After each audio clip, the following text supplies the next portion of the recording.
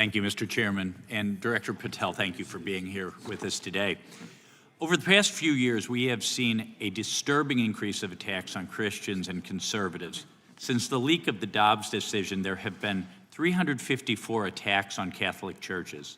In the first year following the leak, there were more than 100 attacks against pro-life pregnancy care centers, and the shadowy pro-abortion group Jane's Revenge claimed responsibility for 24 of these attacks.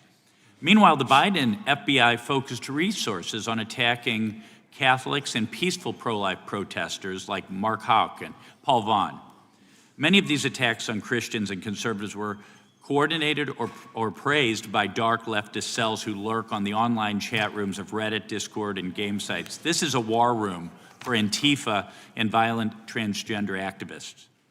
There have been essentially no incidents of violence by Catholics, pro-lifers, or parents at school board meetings, but there have unfortunately been multiple shootings motivated by leftist and transgender ideology, including recent attacks in Nashville, Colorado Springs, Denver, and Aberdeen.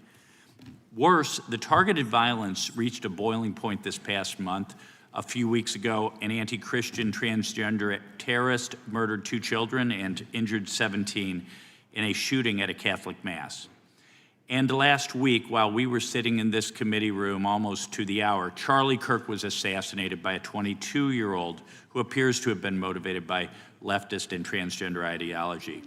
As you confirmed yesterday to my Senate colleagues, he may not have acted alone, and you testified that in his online chat room of more than 20 trans ideologues that you were aware, I believe you said many more, many were aware of and possibly complicit in the assassination.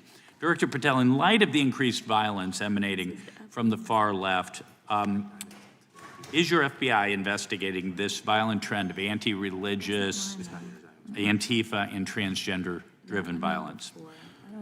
All of it across the board is being zealously investigated, no matter what your motivation or bias is behind it. Very good. We've also noticed a dramatic surge of the number of clinics offering so-called gender-affirming care.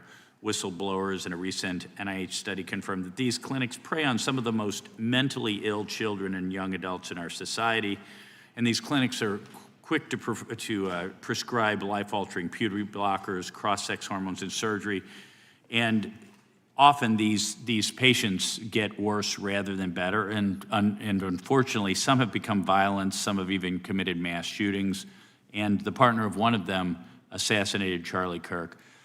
Director Patel, is the FBI looking into the role that these gender clinics may have in the recent attacks in making these mentally ill individuals violent? We're looking at the entire spider web for any of these attacks, be it Denver or Charlie or where have you, and that's why our investigations are ongoing. We don't have a final product yet.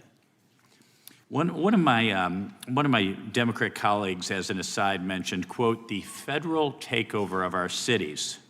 And I don't know whether my Democrat colleagues, for some reason, liked Washington, D.C. better when it was more dangerous and more violent, when there were more robberies and carjackings and murders and rapes. But what has the crime picture in Washington, D.C. looked like since the so-called federal takeover? 2,100 arrests, 37% decrease in violent crime, same time last year, 60% decrease in gun crimes, 74% decrease in carjackings, and 53% reduction in homicides in Washington, D.C. in the last month alone. Very good. And I thank you so much for your testimony. I know it's been a long day, so I'll give you a little break and yield back the rest. Gentleman yield. My time. Gentleman yield. Yes, yes. Director Patel, what's a 302? It's a report, the number of the report, whenever an FBI agent goes out and interviews someone. And are you familiar with the 302 where the FBI agent interviewed the whistleblower who's come forward and talked about the former chair of the Intel Committee here in the House pushing staff members to leak classified information? Well, I'll just read from it. Staffers were instructed to use, this is from the 302, interview this person. Staffers were instructed to use any sources that had developed within the United States intelligence community to gather information, which would then be made public through the media in order to compel public opinion. You familiar with that? I am. Yeah, and that's how they played the game, wasn't it?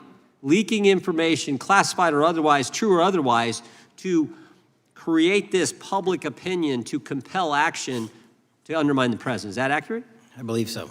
Just one other point I would make from this. This witness also said in the 302 that the agent recorded that the witness provided the interviewing agents with copies of both his handwritten notes and an email. So he gave them the stuff he wrote, and at the actual time this was taking place. That's all in the 302, right? Yes, sir. All right. Mr. Chairman. Mr. Chairman. Gentleman from Missouri. Mr. Chairman, I would like to submit for the record an article from The Hill, Massive Crime Drop in D.C., City Sees Zero Murder Week, dated August 25th, 2025. And I'd also like to submit for the record an article from the New York Times, dated April 18th, 2025. Man who set fire on Shapiro's mansion cited treatment of Palestinians, police say. Yeah, thank you. Without objection.